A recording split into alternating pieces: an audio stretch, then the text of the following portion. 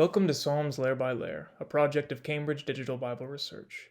In this video, we will attempt to explain and offer solutions to the top 3 exegetical issues in Psalm 10. These are issues that any interpreter of the psalm, whether they're reading the text in Hebrew or looking at a number of translations, is likely to encounter, and each of these issues impacts how one understands the meaning of the psalm as a whole. In Psalm 10, the top 3 issues are the meaning of verse 10.3b, the meaning of verse 15, and the relationship between Psalm 10 and the previous psalm, Psalm 9. Were these originally 2 separate psalms, or were they one psalm? The first issue is about how to make sense of verse 3b. We've understood this verse to say, "Whoever has blessed the one who works for unjust gain has treated the Lord with contempt." But the grammar and meaning of this line are difficult to understand, and our translation differs from others, which in turn differ from one another. Compare, for example, the NIV and the ESV. These 2 translations illustrate the difficulties involved in interpreting this verse. The NIV says, "He, that is the wicked, blesses the greedy and reviles the Lord." The ESV, on the other hand, says, "And the one greedy for gain curses and renounces the Lord." Both the NIV and the ESV are attempts to render the same Hebrew text, which reads, "Uvotsea berech ni etz Adonai." The translations disagree on how to understand this text at 2 main points. First, they disagree on the meaning of the verb berech in this line. Does it mean bless, as in the NIV, or does it mean curse, as in the ESV? Second, the translations disagree on who is the grammatical subject in this line. According to the ESV, the subject is the one greedy for gain. According to the NIV, the greedy person is not the subject, but the object. The subject is instead the wicked person from the previous line.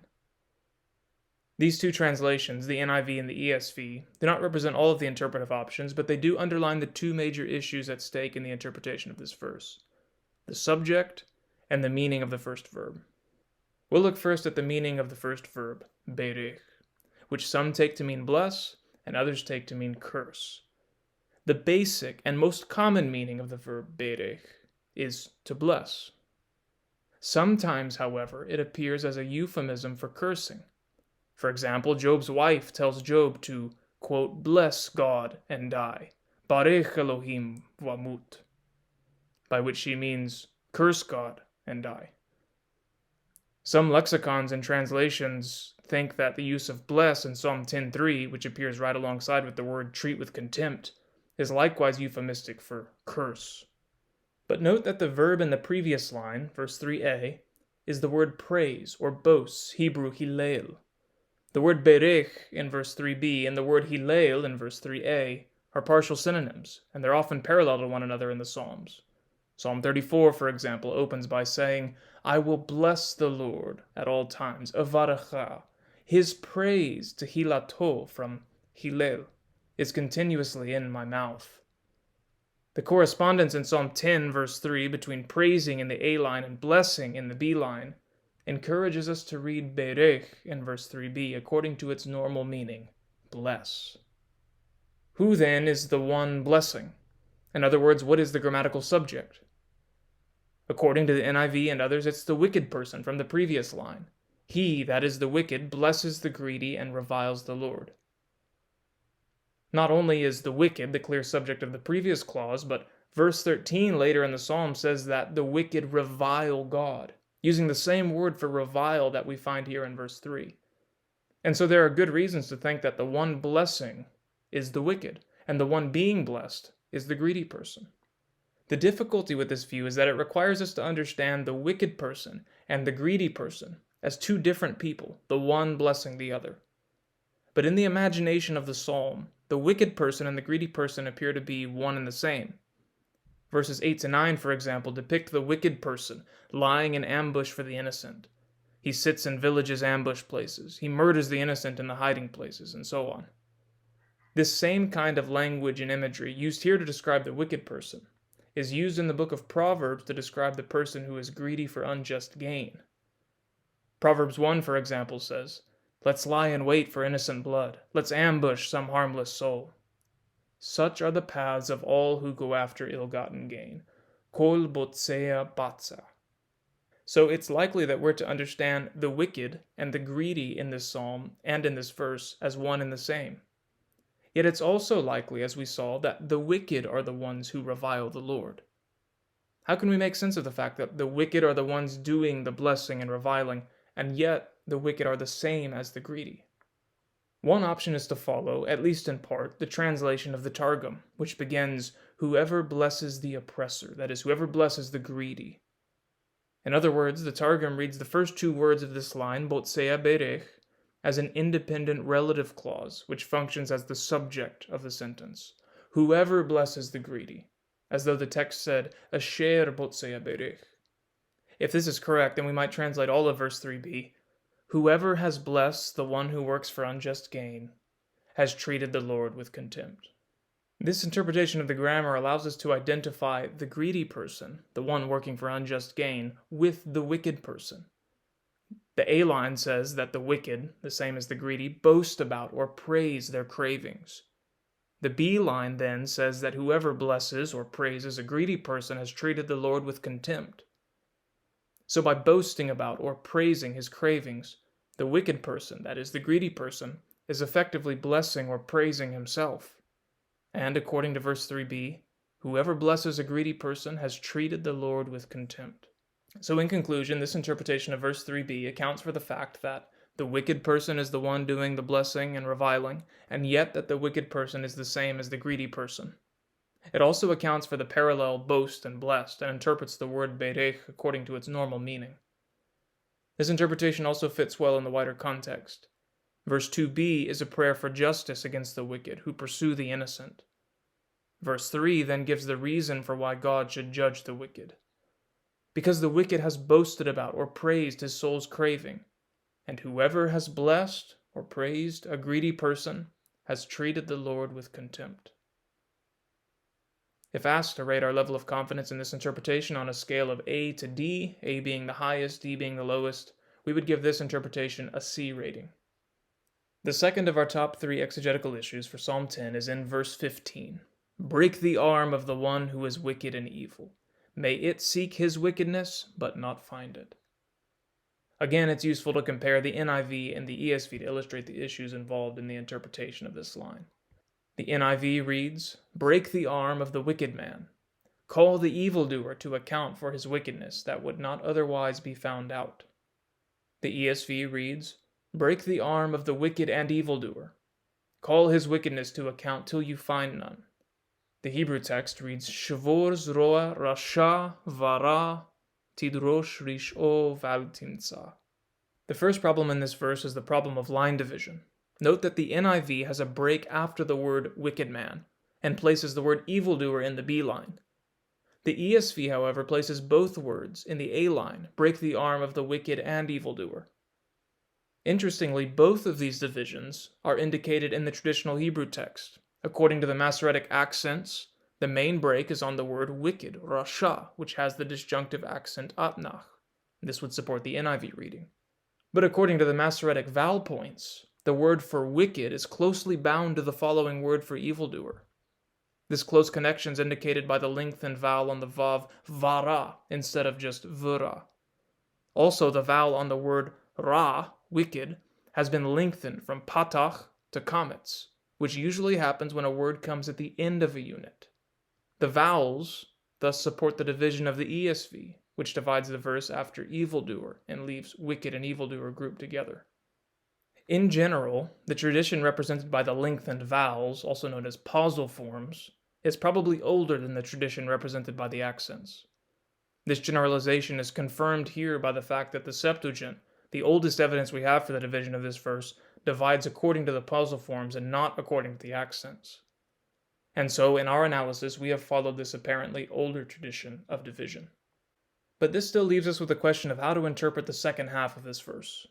Our translation says, "May it seek his wickedness, but not find it." The ESV, however, says, "Call his wickedness to account till you find none." The Net says, "Hold him accountable for his wicked deeds, which he thought you would not discover." In Hebrew, the second half of this verse reads, "Tidrosh rish'o val timtza." There are two short clauses here. The first is Tidrosh rish'o, and according to the ESV and the Net, it means something like, may you call his wickedness to account. Literally, may you seek his wickedness. The second clause is val timtsa, which the ESV and Net interpret to mean literally, you will not find.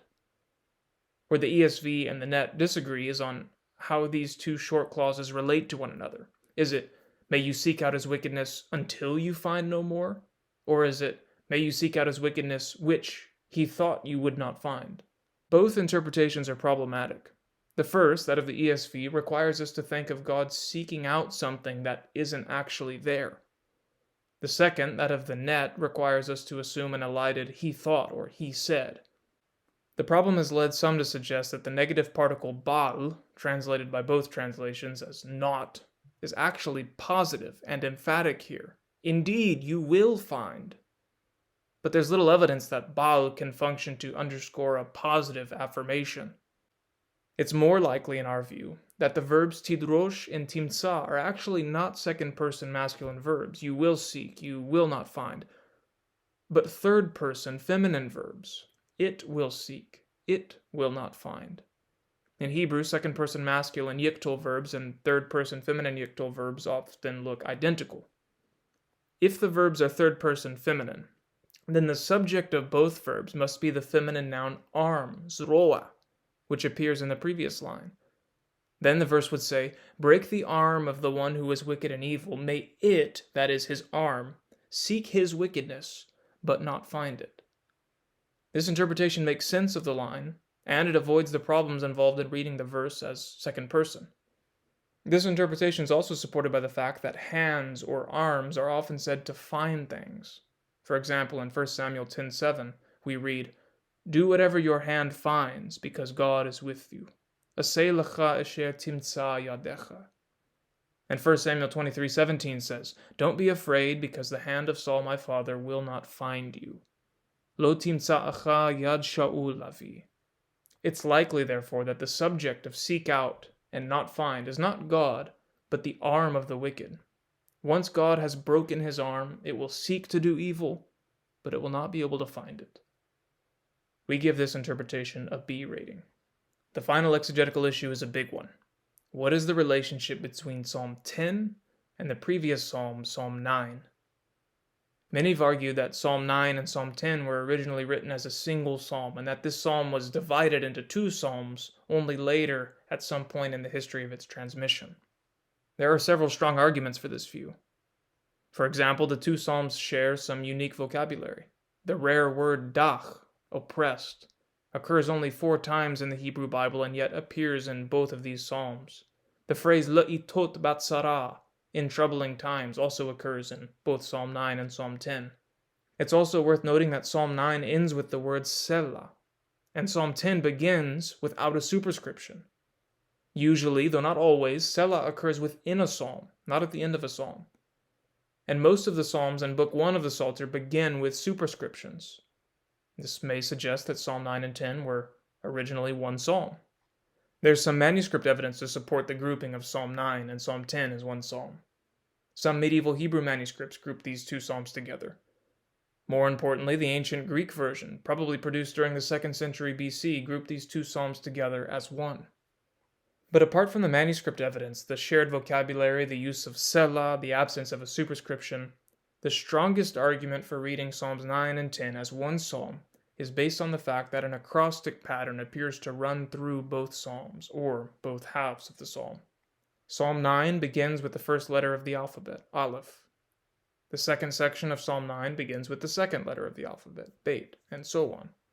Altogether, Psalm 9 covers about half of the alphabet, from Aleph to Kaf, though as we'll see there are some omissions. Psalm 10 then begins with the first letter of the second half of the alphabet, Lamed. The end of Psalm 10 is patterned after the final letters of the alphabet. Verse 12 begins with Kof, verse 14 with Resh, verse 15 with Sin or Shin, and verse 17 with Tav.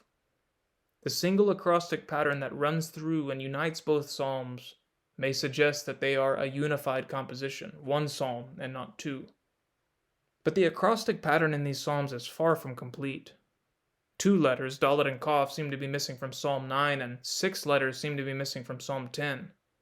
In Psalm 10, 2-11, the acrostic structure all but disappears, and the argument for a unity between these two psalms becomes weaker.